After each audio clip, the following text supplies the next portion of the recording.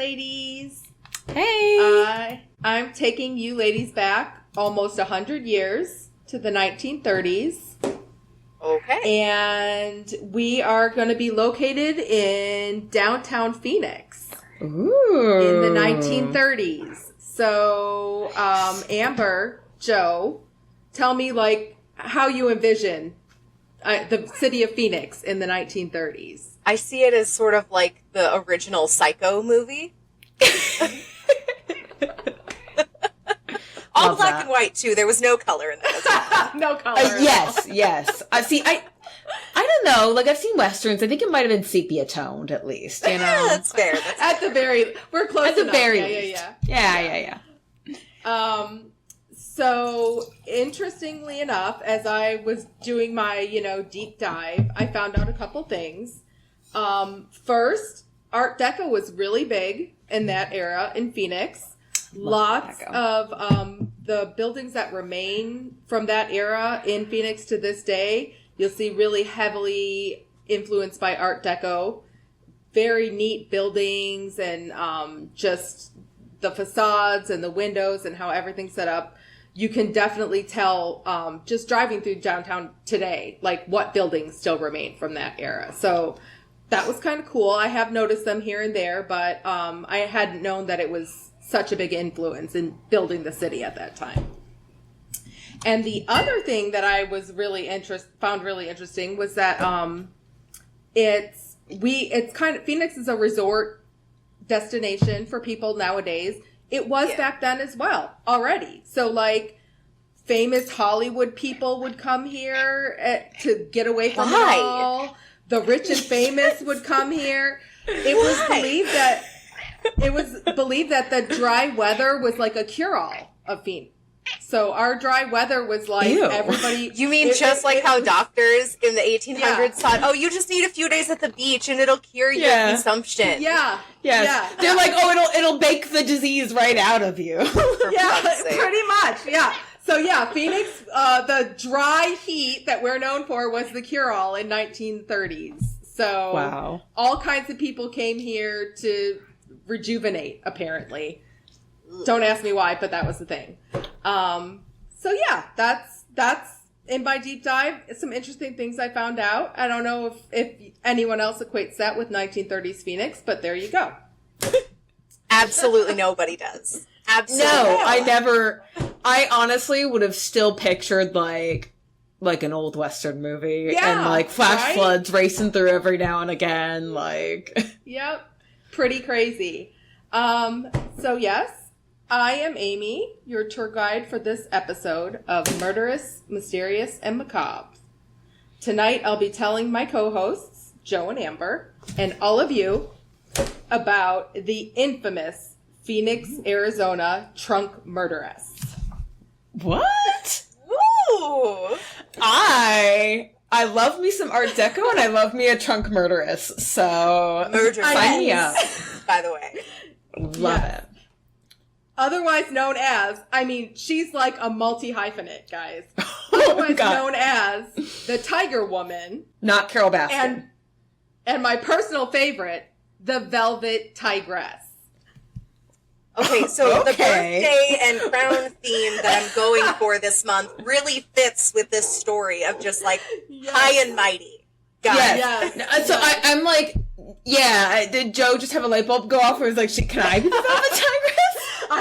You could be. Every July, just call me Velvet. The further we delve into this story, I'm seeing parts of Joe, so we'll see where the parallels are. Just for disclosure, this is not actually about me, because I was not alive in the 1930s. Yes, just in case anyone starts going the whole, like, Keanu Reeves has been alive for hundreds of years. Yeah. Joe, that sounds like something an immortal would say, so I'm not helping your case, ma'am. Yeah, you're deflecting a little too hard there, so. All right. Just ever so slightly. So, the subject of today's episode is Winnie Ruth Judd. Winnie? She's Winnie. Her name's Winnie. She goes by Winnie. She's pretty fascinating. There's actually some best-selling books about her. Oh. There's been some plays put on here locally in Phoenix.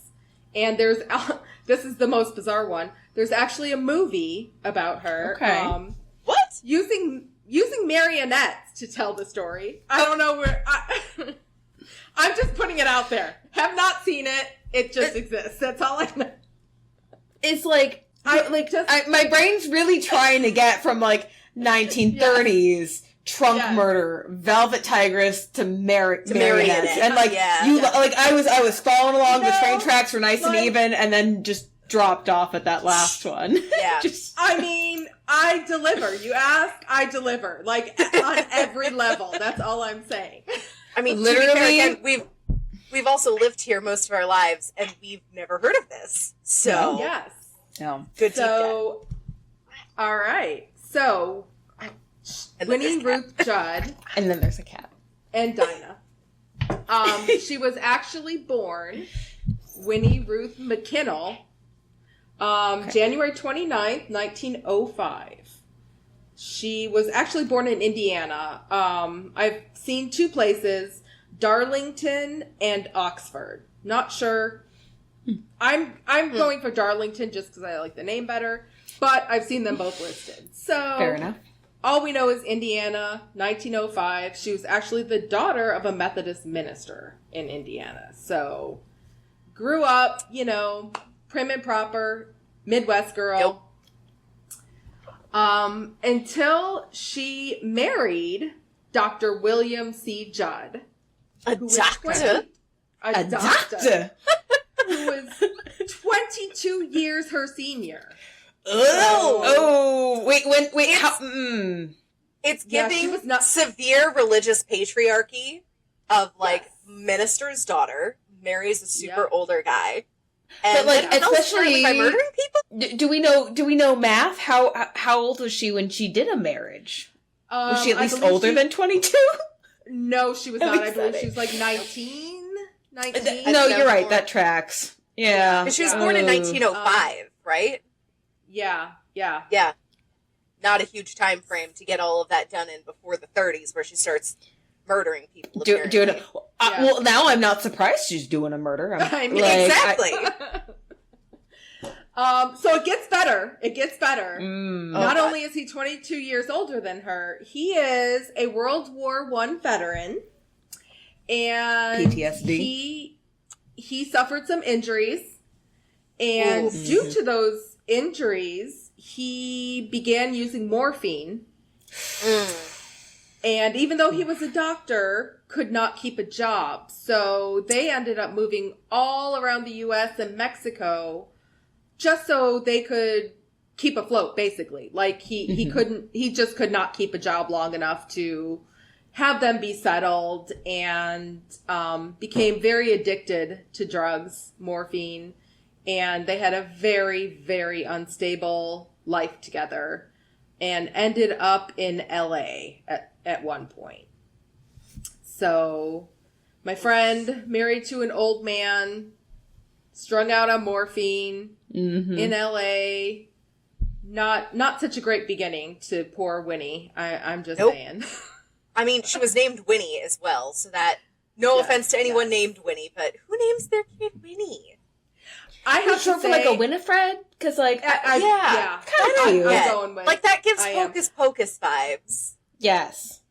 But I have to say, I'm in love with the names of, all the characters in this story. They're so 1930s to me. I just Winnie is a good night.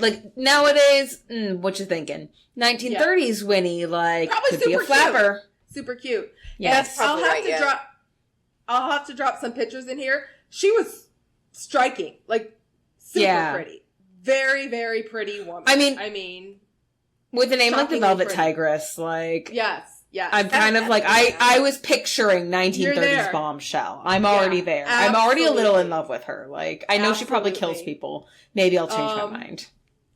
Maybe she has a good reason to. You never know. I'm see. Yeah. I'm trying to judge how invested in Winnie I should get, and yeah.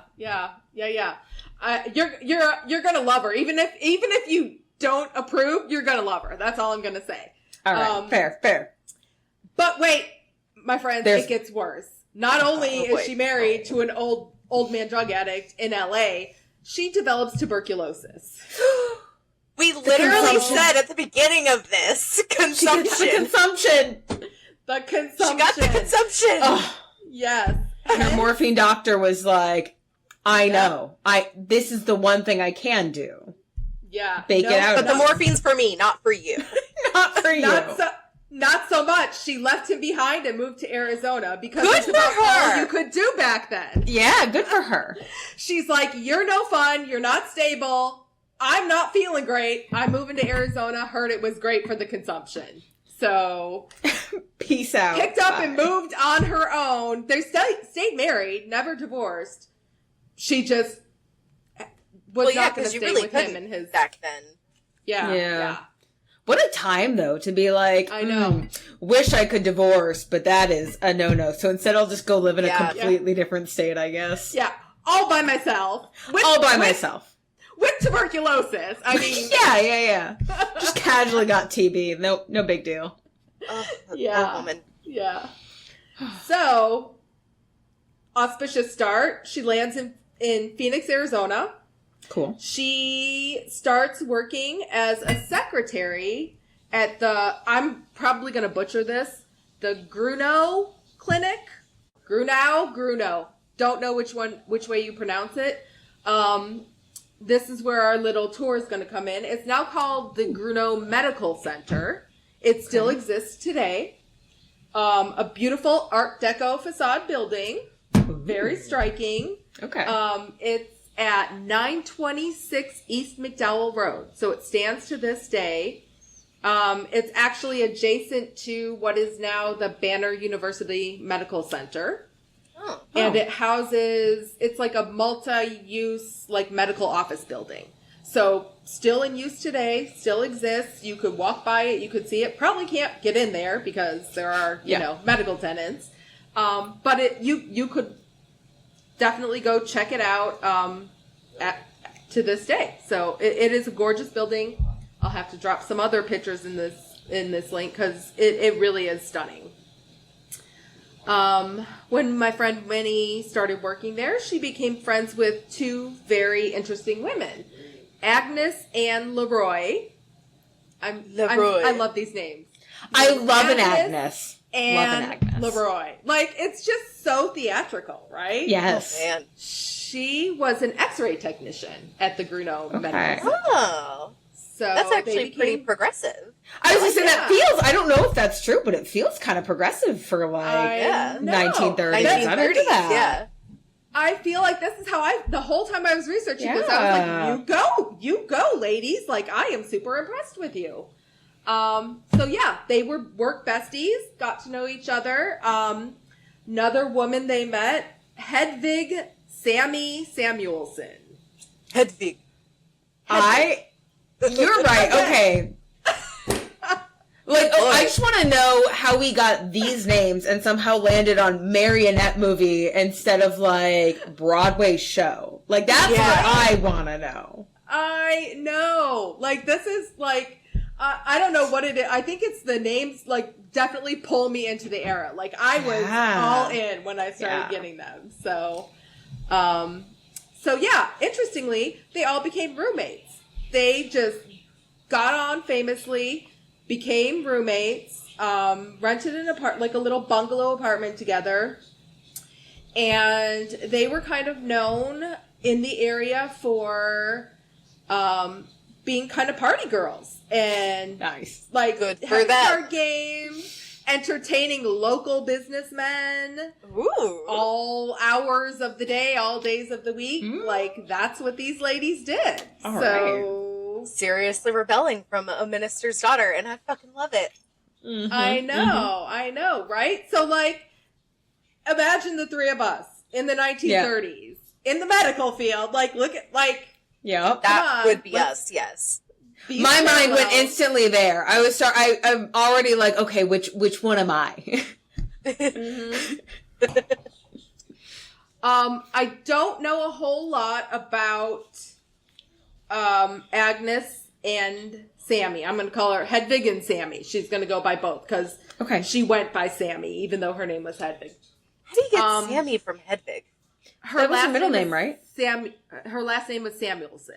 Oh, so they called her Sammy. I must have missed that part. I got so stuck on Hedwig. Yeah. I know, right? Because it's great. So not a lot is said about them other than, they kind of ran in the same circles. They kind of partied a lot with some very well-to-do local businessmen who would just, mostly married well-to-do businessmen would go. Are we surprised? Party with these ladies on the side. And there is a rumor, can't find anything, whether it's true or not, very salacious rumor, that Agnes and Hedwig were actually part-time, sometimes lovers. So nice. These ladies potentially went very wild. Like, they were just cutting loose. For sure. Love it. Enjoying everything Phoenix had to offer, essentially. So yeah. Also, after she met these ladies, Winnie took a job as a nanny as well. So apparently, secretary wasn't paying the bills. She took a job as a nanny to kind of make ends meet. And in December of 1930, there was a Christmas Eve party, shindig, something, with the family she nannied for. And she met a gentleman named Happy Jack Halloran at this party.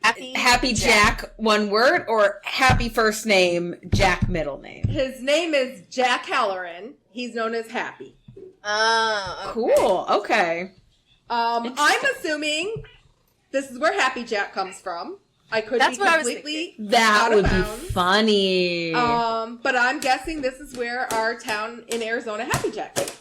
So that would be so funny. Oh my goodness, I didn't even. Interesting little factoid. Yes. Didn't even think about that.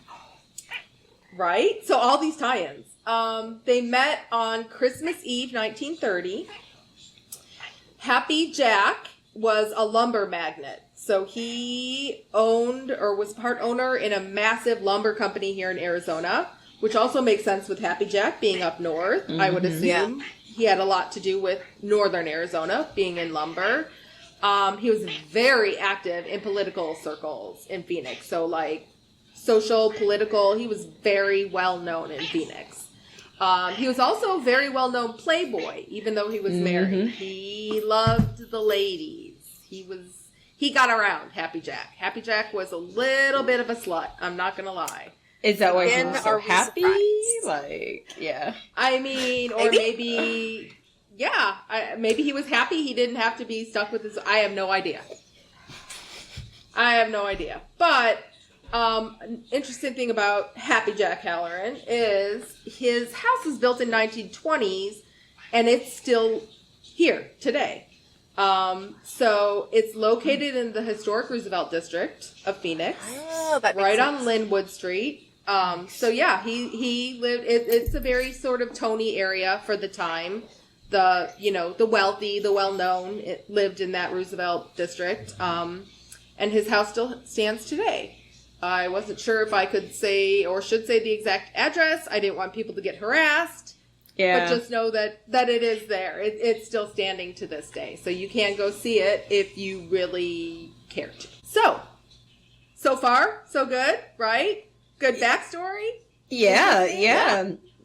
I love the premise of, like, was a good girl, got TB, decided, fuck it, gonna live my best life in Phoenix, Arizona. Yep. Yeah. Like, tell me I'm telling you, Marionette movie was the wrong move. Tell me that does not feel absolutely. Broadway musical. Yeah. Like Sweeney Todd vibes. Like, right? Yes. Like, yes. You could totally do a dark... But, like, Sweeney Todd, like, literally meets, Great Gatsby. Like, vibes. Yeah. Like, big, over the top, dark, Yes. The flappers, the chandeliers, the champagne. I don't yes. look. I'm saying right now, I as someone who even likes to dabble in writing, I don't even need to own this. If anybody listening to this podcast is like, God, I really would love to write a Broadway musical. Like, write this. Like, I want to see it. I don't even know where the story's going. You only have like a quarter of an act yet, but like, I already want to see it. So please go forth. If you do write one, let us know. I'll pay money. I'll be the first one in the seats. We will definitely be there on opening We'll night. be there. Yes. All right. On to the good stuff, ladies. Now we get to the nitty gritty of how she became the Velvet Tigress. Yes. So there is some conjecture. There's some differing of opinions. But what is known is on Friday, October 16th in 1931, Winnie, she had moved out of the apartment she shared with her friends at this point. So Sammy and Agnes still lived in their apartment together. Winnie had moved out because she was kind of getting serious about Jack Halloran. And she just wanted her own space. And she again, she's a minister's daughter. She's married, but she's having an affair with this man. Like, she's very much thinking, like, they're in love. This is her future in Phoenix. Like, she wants her own space to spend time with Mr. Halloran. I'm not sure when she moved out, but I do know she moved out. But on Friday, October 16th, 1931, we know that she went back to the bungalow apartment that Agnes and Hedvig shared. And some type of argument broke out amongst the women. We don't know what happened, whether it was about Jack Halloran. There was a theory that Agnes was also, possibly both ladies were also sleeping with Jack Halloran. But Agnes liked to flaunt it and be very blatant about it. So it could have been about Jack Halloran and the affairs. It could have been money issues because she moved out and maybe she felt like she was owed some money. Nobody's quite sure about that. Was it about other women, considering Agnes and Sammy were having an affair? Was Winnie somehow involved in that? So it wasn't quite known what made the argument happen. But at some point, a gun got pulled. And what we know is that at the end of the scuffle, Agnes and Sammy were both fatally shot. And Winnie was shot, both of them. Both Agnes and Hedvig shot dead. Winnie was shot in her left hand. I'm assuming she's not left-handed. Most people are not. She was shot in her left hand. Subsequently, Agnes's body was stuffed into a steamer trunk. Whole. Stuffed in there. Like just folded the legs over like the torso? Fetal position, jammed in there, shut tight in a steamer trunk. Our friend Sammy was not as fortunate because she did not have a full-size steamer trunk left, just multiple suitcases, which our friend Hedvig did not fit in, naturally, and was henceforth cut into many pieces to fit in said suitcases. And covered with some clothing. Because, that's important. You gotta cover the pieces of body with clothing. Just in case somebody pops a suitcase open, there will be a bloody piece of clothing. But there will be clothing on top. A bloody dress? Well, it's just a dress. It was that time of the month. I'm sorry. I had to pack in a hurry. Was it all like lingerie? Was she like, I am really banking on whoever looks in here to be really grossed out by my undergarments? Like, what? I mean, there couldn't have been a thought process considering they're dead. But that's... isn't that like a big thing with the Lizzie Borden story too, is that she got rid of a dress and people weren't paying close attention to her with blood on her dress because she was supposedly at that time of the month. And they were like, oh, God forbid, we know that a lady is. Yeah. That in and of itself is shameful. That's wild. Ridiculous. Yeah. If I just throw some... But solid theory. Hence the trunk murderess. That one ticks off. So not sure what happened to cause the shootings, but we do know what happened after. because my friend Winnie decided to board a train from Phoenix back to LA. Oh my God. Because 2 people lived in LA, her husband and apparently her brother. And the thought process was she must have been frantic to find somebody to help her cover this up. And so boarded a train from Phoenix to LA with the trunk and suitcases. Okay, now my thought was she was going to take them and frame the asshole husband, not ask him for help. Yeah. That's Well, what I I mean, would do. she never flat out said that's what she was doing, but the assumption is The thought is, why else would she go to LA? Like and travel with the luggage if she wasn't That's looking the for somebody weirdest to help thing. her. that's so, yeah, because it's like there's, You're traveling with it. Yes. I don't know And- how big Phoenix was in 1930, but there's still a fair bit of just desert here. Was there not like any desert that you could have just been like, I'm gonna dump this here, and then I'm going to, like, it's the third, like, there's no CCTV, there's no DNA, like, she could have just taken her own stuff and dumped it, and then walked away and been like, if anybody found it, she could have been like, oh, I don't know, I used to live with them, I must have left it there. Like, and they wouldn't have been able to do anything. Or left it, or just left them shot in the, I'm just saying. Actually, you know what? No one had to know that she went complicating. But here's my other, I could not find any mention of, like, what train station she took, what train she took, anything. Yeah. But I'm going to go out on a limb and say it's the Union Station that's located here in Phoenix, 401 4th Avenue, because it was constructed in 1923. And it was the big hub going to LA and parts of California and then the South from Phoenix. And interesting, it still stands today. It's on the National Register of Historic Places here in Phoenix. Cool. So you can go see that as well.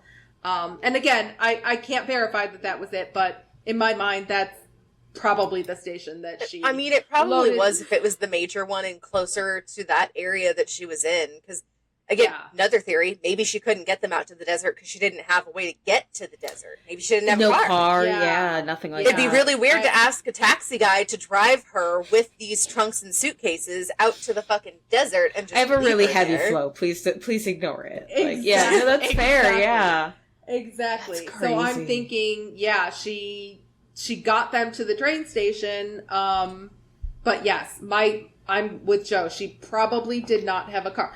I mean, I'm thinking back in those days, there's not a lot of women who had cars and or licenses, right? They're property of their husbands or their fathers or their whatever. Like, although they're starting to have rights, that I don't think that was a common one back then. If I had to guess. no, I think that's fair. So yeah, you guys interested in how she got caught? How they found out she was the trunk murderess? Okay, can we place bets? Because, like... Yes, I want you guys to give me some theories. I want some theories.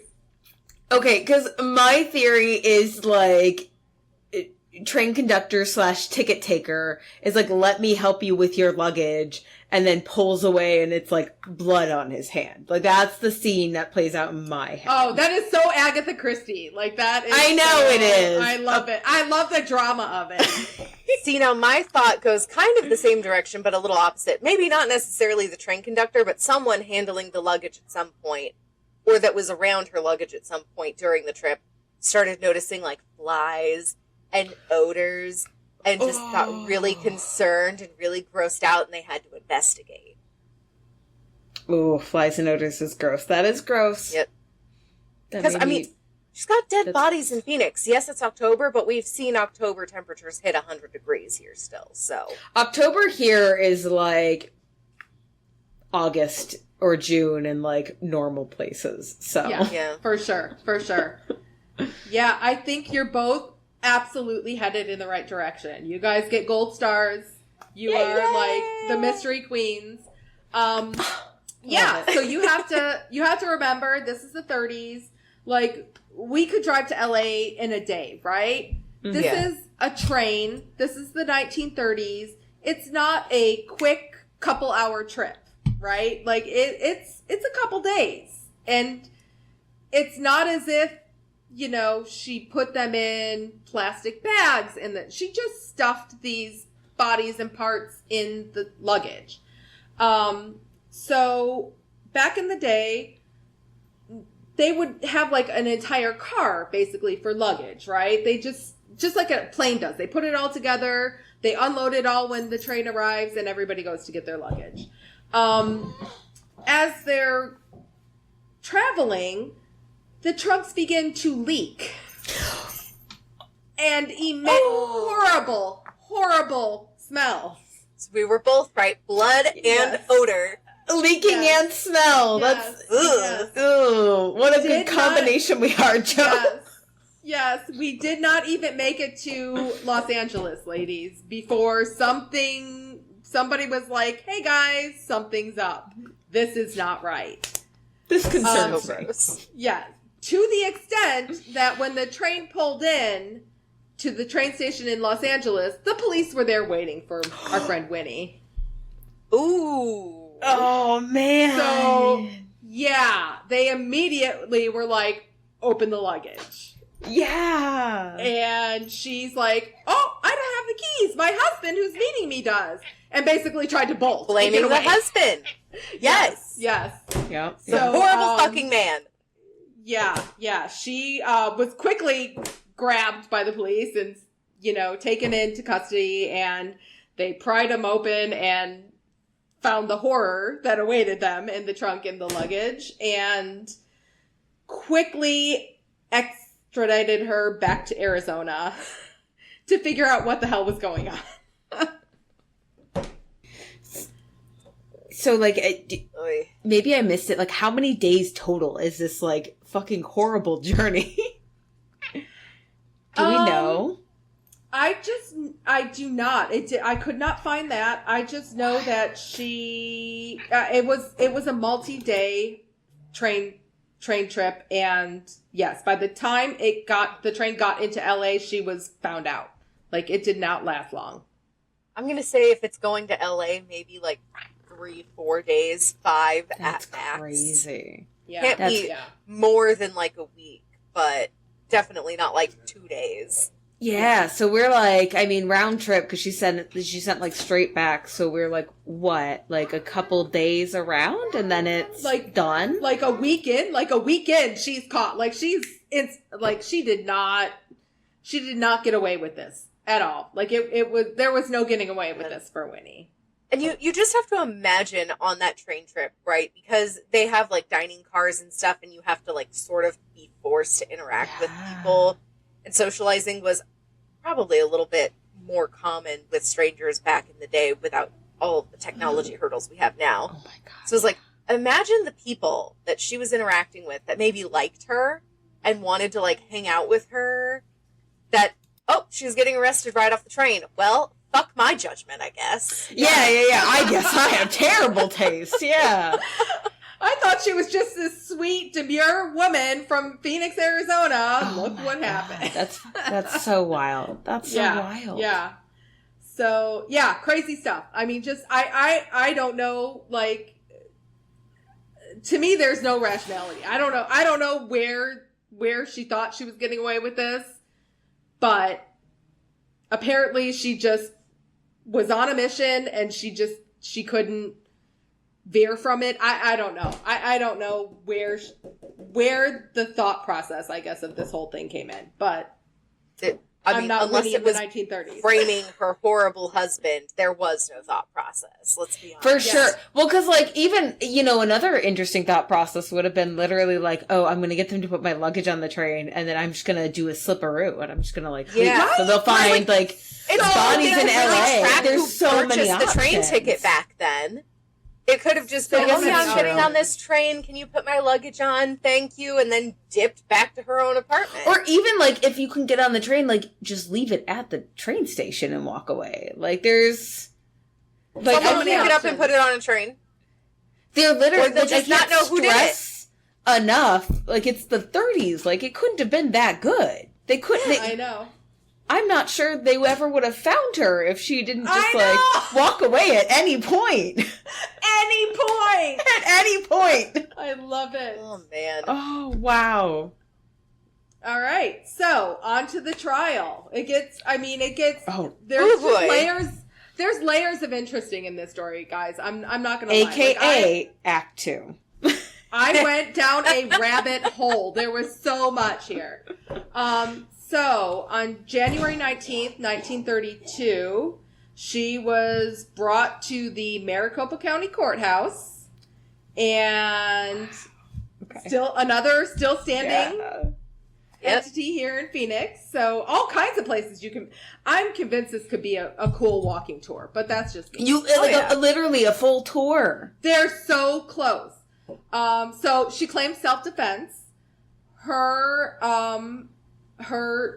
What she put forth was that the ladies ganged up on her, essentially, and threatened her with the gun, and she wrestled it away and shot them both, and she got shot in the process. The left hand.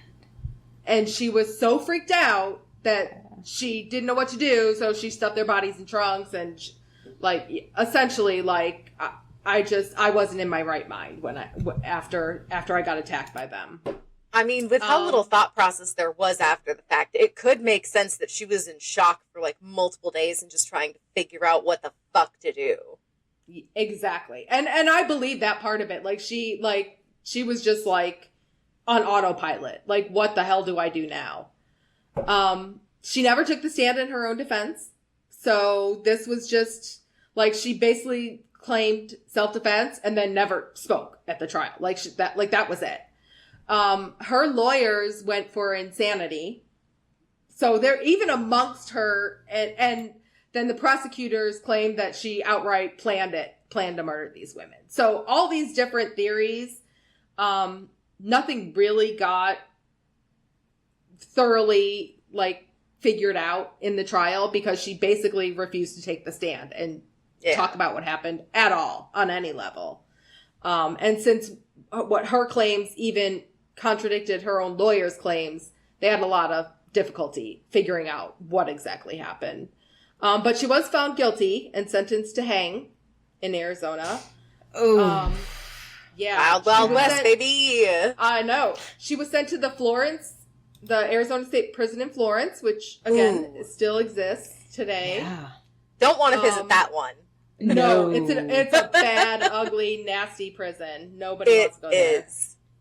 So she was on death row, but shockingly, she got a lot of support outside of the trial. So, I've heard references as I was digging into this of it being like the O.J. Simpson trial in the 1930s. Wow. She was as famous as a Kardashian. This was massive, countrywide, worldwide news. She was, this whole trial was well known. People thinking she was tried unfairly and getting behind her, or yes, being a sensational thing. I can't believe she did that. It ran the whole gamut. People being oh, she's a poor defenseless woman. Even if she did do it, she can't be held accountable to, she obviously isn't in her right mind, to, she had the vapors, to, you know what I mean? All the stuff she had tuberculosis. That can reach his brain. Yes. The consumption hurt, it just took over her brain. Yep. Yeah. Two, people even saying, how could you obviously she had help. She couldn't do it herself. She has tuberculosis, and she was shot in the hand. How did she chop up a body and stuff it in, so it ran the gamut of people just grasping at reasons why she could not possibly be guilty or shouldn't be held accountable. Ooh, yeah. One of which, interestingly, was Eleanor Roosevelt herself. Oh, fuck yeah! First lady, come on in. Yeah, who felt that she should be tried on the insanity defense rather than treated as a criminal. She felt for her, apparently. So, literal days before she was set to be executed, they brought her back to the courtroom to try her for an insanity hearing. And she was found insane in 1933. Well, after being stuck in the fucking Florence prison, yeah. Yeah, that helps a lot, I'm sure. Yeah, so she was found insane. The threat of death was not hanging over her head anymore. And she was sent to the Arizona State Mental Hospital. She was there for 38 years and escaped 7 times. Holy shit! This story really does just keep on giving. Like, what? I fucking love this woman. I know she's man. I probably shouldn't murder her. People. Allegedly. Good Lord. I don't know. I'm liking that. How could she do it? She had TB and an injured hand thing. Like, like, she's a woman. She doesn't know what she's doing. Like, weak sauce. Don't like it. Right? Like, that's bad. But like, bring out the red string. Like, Happy was there too, and she's covering for him. Could be. Actually, that's what I want to say. There was a point when he went on trial because she did claim that he was her accomplice. And so he went on trial and it was eventually dismissed. So basically the judge, it came down to a he said, she said. And the judge is like, this bitch crazy. Like, we're letting him go. The woman's insane. He's a prominent member of he's a pillar of the community. Exactly. Yeah. Like, are we... Bitch. Like, there's no evidence. It's really just down to her accusing him. Are we really going to believe this? Well, she's a woman, so she's got to have a touch of the hysteria, you know? Like, exactly. Exactly.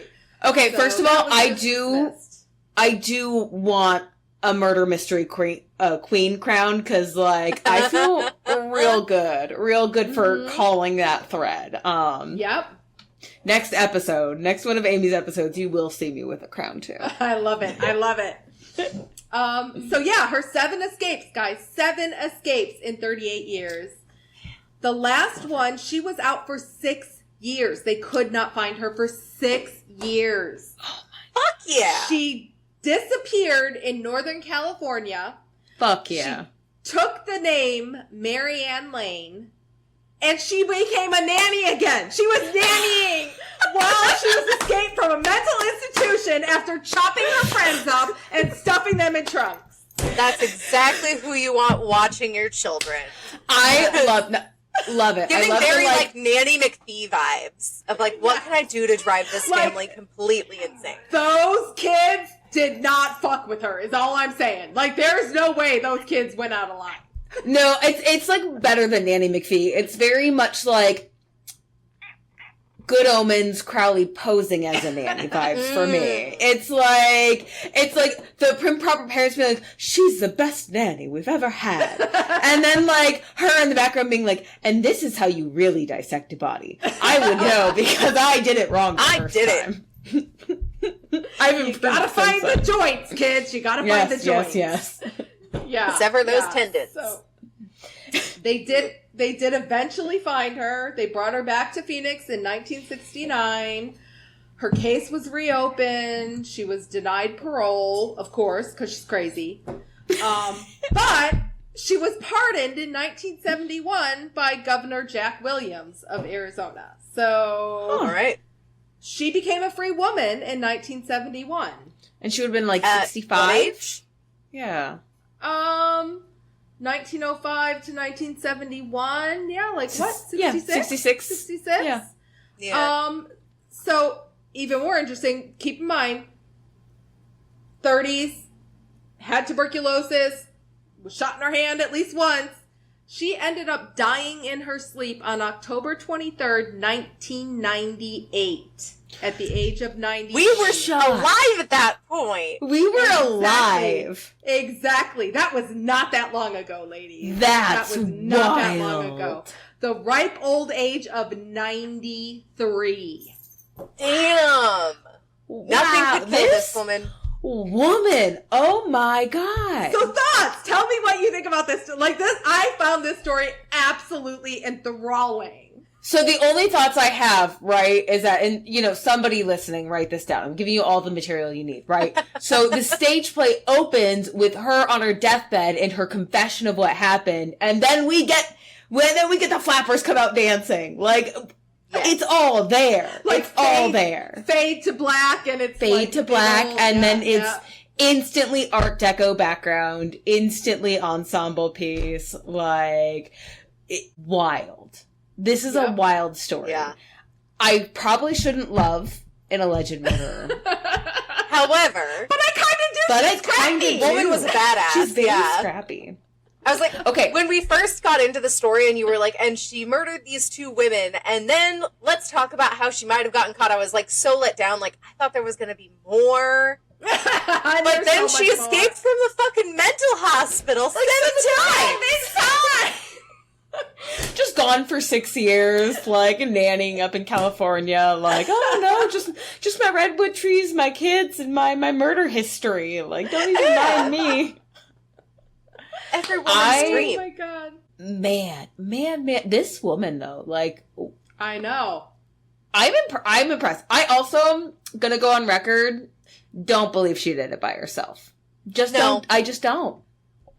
With tuberculosis and a bullet wound in her hand. Absolutely. You think Halloran? You think Happy Jack helped her? I think Happy Jack for the whole thing. I think he was there. I think okay. So either like because I was totally like, oh no, maybe they were in a threesome and it was like a lover's quarrel. For a bit. And then, like, the pieces, like, added up, and I forgot about the injured hand, and I forgot about the tuberculosis. So much else had happened. Yeah. And then it was like, badass, you forget. I was like, wait a second. Like, she's, also, how is she carrying all this luggage? Like, she's not doing all this. Like, Joe and I just traveled this week. I could not handle a carry-on on wheels. This lady's lugging a trunk and, like, 3 or 4, like, bloody suitcases? I don't even know. Crazy.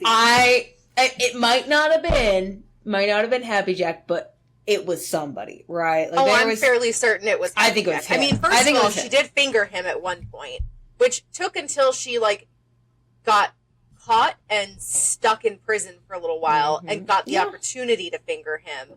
Like, who knows? Well, he could have sat there and said, I think you'll get off with the insanity plea your first trial. Just don't say anything and you'll be fine and I'll get you out. But then he betrays her because he's a fucking bastard. And she decides, next chance I get, I'm throwing him under the bus. Fuck that guy, I love it. Yeah. I used to fuck that guy, but now fuck that guy. Yeah. Exactly. Yes. Oh my god. Okay, well, here's the most interesting part of this story, ladies. Yeah. There's more. There's a footnote. So, recently, as in the 2000s, there was a letter discovered that was written in Florence prison on death row. It was added to the Arizona State Archives in 2002. It was donated anonymously. Nobody knows where it came from, but it was corroborated by police reports, trial transcripts, like handwriting experts. Like, this is a legit letter from death row before she was sent to the mental institution. Yes. So when she thought she was being put to death. And there's a line in there that refers to my first and only confession. The chills just saying it out loud. I know. I got the chills too. I got goosebumps. So Winnie confesses she snuck into the lady's bungalow. She shot Anne from her bedroom doorway while she slept. She was the first victim. Hedvig heard the commotion and came running. And they wrestled and fought over the gun, at which point Winnie got shot in the hand. She eventually got the gun away and then shot Sammy in the head. She had no help from Jack Halloran. She had no help from anybody. She was just going on pure adrenaline. Stuffing bodies in trunks, hacking them to pieces, moving on to LA. Like, she was just going on pure adrenaline. Like, wrote this letter. She thought it would never be discovered until she was long dead, which it wasn't donated until after she was dead. But yeah. Footnote is, she did do it all by herself. Tuberculosis, shot hand and all. She did it all on her own. That's such a fucking wild. badass. Such a fucking badass. Insane. That's wild. That's literally insane. Yeah. So theory is she pointed the finger at Happy Jack because she was pissed off.